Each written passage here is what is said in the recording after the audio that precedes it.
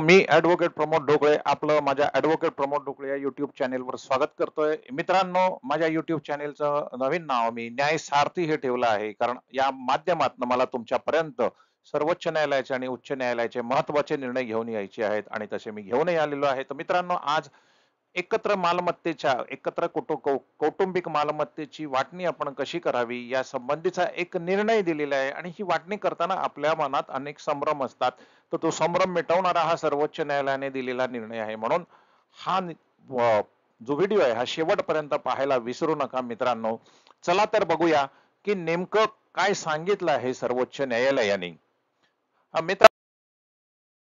तत्पूर्वी तुम्हाला विनंती आहे की ज्यांनी कोणी अजूनही हा माझा चॅनेल सबस्क्राईब केला नसेल त्यांनी हा चॅनेल सबस्क्राईब करावा आणि बेल आयकॉनही दाबावं, म्हणजे त्यांना असेच महत्वाचे संपत्ती विषयक व्हिडिओ पुन्हा पुन्हा पाहायला मिळतील, नवीन नवीन व्हिडिओ पाहायला मिळतील. तुमच्या अनेक समस्यांवरची उत्तरे तुम्हाला या व्हिडिओ मधून मिळतील आणि माझ्या व्हिडिओ चॅनेलचं महत्वाचा उद्देश तोच आहे मित्रांनो. मित्रांनो, हिंदू वारसा हक्क कायद्याप्रमाणे आपल्याला माहिती आहे की आपल्याला संपत्ती जन्मतःच एकत्र कुटुंबात मिळते आणि एकत्र कुटुंबात मिळालेल्या संपत्तीवर कुटुंबातील सर्व सदस्यांचा हक्क असतो. याच्यामध्ये लहान मुलगा असेल, ज्या वेळेला एखादा मुलगा जन्माला येतो त्याच वेळेला त्या कुटुंबाच्या एकत्र किंवा सामायिक मालमत्तेमध्ये त्याचा हक्क निर्माण होतो आणि त्याचा हक्क तो कोणालाही डावलता येत नाही, ज्याला इंग्रजीमध्ये को पार्सनरी, मराठीत सदायादाचा हक्क असतो, तसा तो मिळतो. आणि म्हणूनच HUF म्हणजे अविभक्त हिंदू कुटुंबाच्या ज्या मालमत्ता असतात त्याची जी संपत्ती असते त्याच्या संबंधीचे नियम जे आहेत त्याच्याविषयी आज आपण इथे जाणून घेणार आहोत. आणि याविषयी झालेला एक अतिशय महत्वाचा खटला आहे जो मद्रास मध्ये झालेला होता, त्याच्या संबंधीची आज माहिती आपण करून घेणार आहोत मित्रांनो. तर मित्रांनो, हा खटला आहे हा सर्वोच्च न्यायालयापर्यंत गेलेला आहे, हा मद्रासचा खटला आहे. तर एन बालाजी विरुद्ध डेट रिकव्हरी ट्रायब्युनल यांच्यामध्ये जे काही झालं संपत्ती विकण्यावरनं, त्या संबंधी सर्वोच्च न्यायालयाने काय सांगितलं हे आपण बघूया. सर्वोच्च न्यायालयाचा डिव्हिजन बेंच न्यायमूर्ती संजीव खन्ना आणि न्यायमूर्ती SV भट्टी यांनी या अर्जावर निकाल केला आणि एन बालाजी यांनी petition for special leave to appeal ही अशी पिटिशन, रिट पिटिशन सर्वोच्च न्यायालयामध्ये केली होती आणि त्याचा निकाल नुकताच 3 ऑक्टोबरला सर्वोच्च न्यायालयाने दिलेला आहे. तर मित्रांनो, डेट रिकव्हरी ट्रायब्युनलला आपली संपत्ती विकू नये म्हणून अर्ज एन बालाजी यांनी मद्रास न्यायालयाकडे केला होता. मित्रांनो, मद्रास न्यायालयाकडे सरफेसी ऍक्ट 2002 म्हणजे securitisation and reconstruction of financial assets and enforcement of security interest act या कायद्याखाली डेट रिकव्हरी ट्रायब्युनल कडे गहाण असलेली जी मालमत्ता आहे ती गहाण मालमत्ता विक्री करण्याचा आपला उद्देश डेट रिकव्हरी ऑफिसर DRTच्या रिकव्हरी ऑफिसर्सने त्या संबंधीची कारवाई सुरू केली. परंतु अशी गहाण ठेवलेली मालमत्ता ही रिकव्हरी ऑफिसर विकू शकत नाहीत, कारण ती HUFच्या मालकीची आहे, म्हणजे हिंदू अनडिवायडेड फॅमिलीच्या म्हणजेच हिंदू अविभक्त कुटुंबाच्या मालकीची जर ती संपत्ती असेल तर ती तुम्हाला विकता येत नाही असा दावा त्या ती जी गहाण ठेवलेली जी मालमत्ता होती तर त्या मालमत्तेच्या एका वारसाने केली. तर मित्रांनो, ही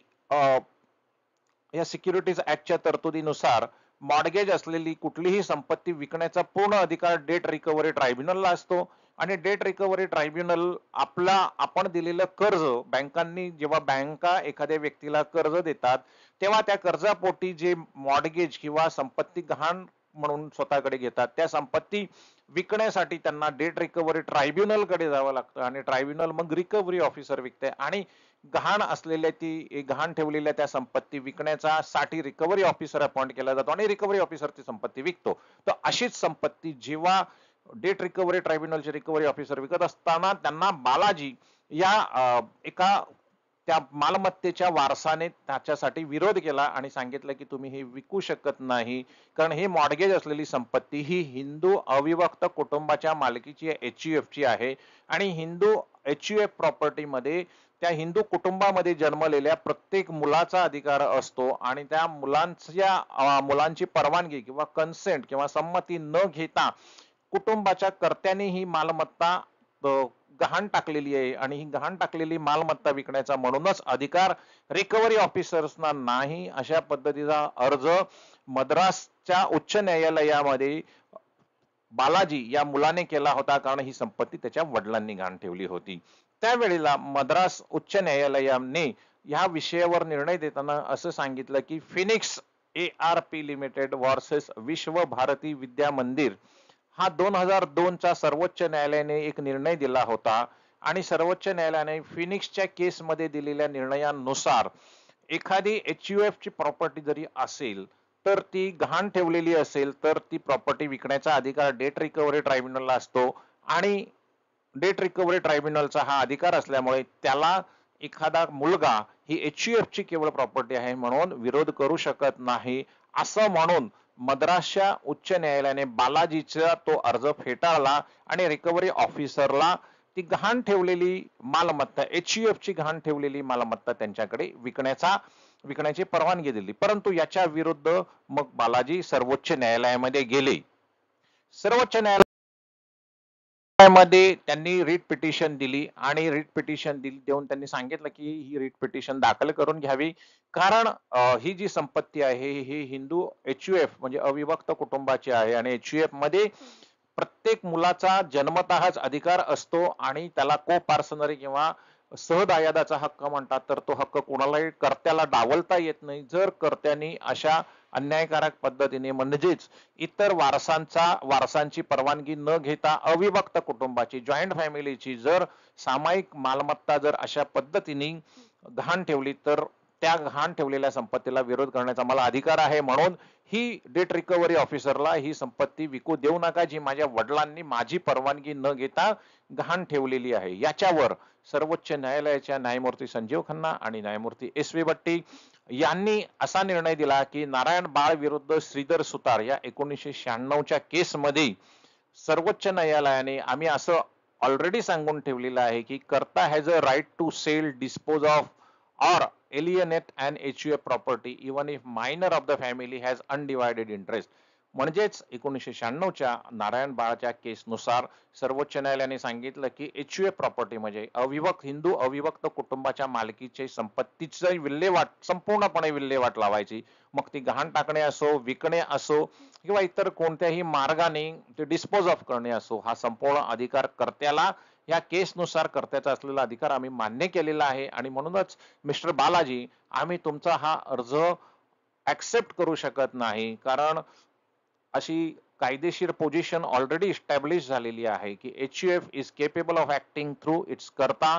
or an adult member of the family in the management of the HUF property. म्हणून आपल्या वडिलांनी आपली संमती घेतली नाही म्हणून तुम्ही इथे आक्षेप घेऊ शकत नाहीत. डेट रिकव्हरी ट्रायब्युनलला आणि डेट रिकव्हरी अधिकाऱ्याला तुमच्या वडिलांनी गहाण ठेवलेली जी संपत्ती आहे ते विकण्याचा पूर्णपणे अधिकार आहे, असं म्हणत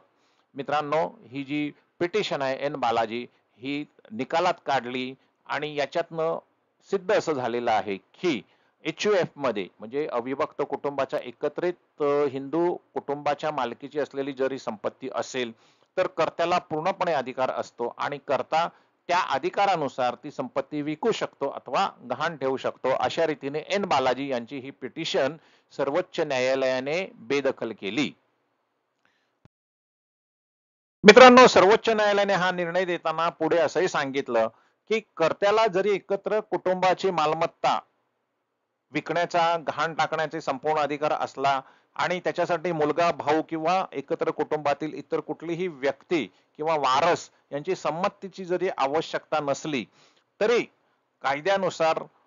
अशा कर्त्याने जर अशी मालमत्ता गहाण ठेवली अथवा विकली तर त्यातून येणारे जे पैसे आहेत तर ते पैसे कुटुंबाच्या कल्याणासाठीच वापरण्याची जबाबदारी त्या कर्त्यावर या हिंदू वारसा हक्क कायद्याने टाकलेली आहे. HUF ची प्रॉपर्टी असल्यामुळे कर्त्याला किंवा त्या घरातील कुठल्याही एखाद्या ज्येष्ठ व्यक्तीला अशी प्रॉपर्टी विकण्याचा कायद्यानुसार पूर्णपणे अधिकार आहे, गहाण ठेवण्याचाही अधिकार आहे, परंतु त्यातून आलेले पैसे मात्र कुटुंबाच्या गरजा भागवण्यासाठीच आणि कायदेशीर गरजा भागवण्यासाठीच करता येतील. परंतु या पैशाचा जर गैरवापर कर्त्याने केला तर मात्र इतर वारसांना त्याच्या विरुद्ध न्यायालयात जाऊन दाद मागता येईल असं सर्वोच्च न्यायालयाने वारस एन बालाजी यांना सांगितलं आणि ही पिटिशन जी आहे ही निकाली काढली. मित्रांनो,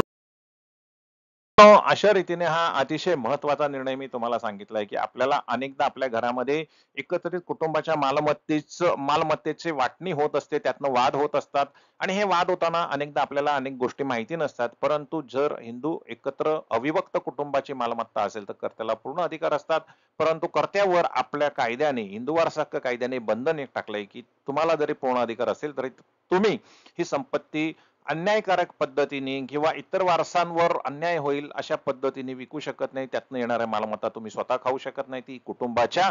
गरजेसाठीच वापरली पाहिजे. अशा रीतीने मित्रांनो हा अतिशय महत्वाचा निर्णय मी आज तुम्हाला सांगितलेला आहे. मला आशा आहे की यामुळे तुम्हाला एकत्रित कुटुंबाच्या मालमत्तेविषयीची जी काही प्रश्न असतील त्यातल्या काही प्रश्नांची उत्तरं तरी निश्चित मिळेल. तर मित्रांनो, पुन्हा एकदा आपण भेटूया. परंतु तत्पूर्वी ज्यांनी कोणी अजूनही हा माझा चॅनेल सबस्क्राईब केला नाही त्यांना विनंती आहे की त्यांनी हा चॅनेल सबस्क्राईब करावा, बेल ऐकन दाबावा, म्हणजे त्यांना पुन्हा पुन्हा असे चॅनेल, असेच निर्णय पाहता येतील. धन्यवाद. पुन्हा भेटूयात.